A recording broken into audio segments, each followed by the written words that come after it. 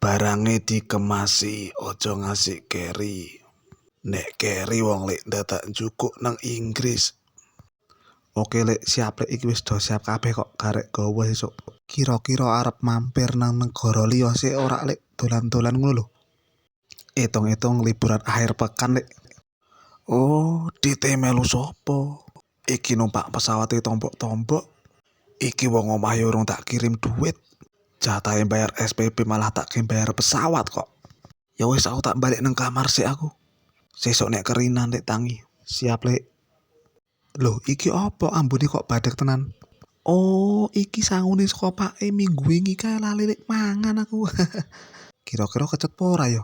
Nek ra kecut timbangane buang, mending go bali meneh gawe oleh-oleh. Irit rasah dadak tuku. Wah, ya wis tak turusi nek esuk kerinan.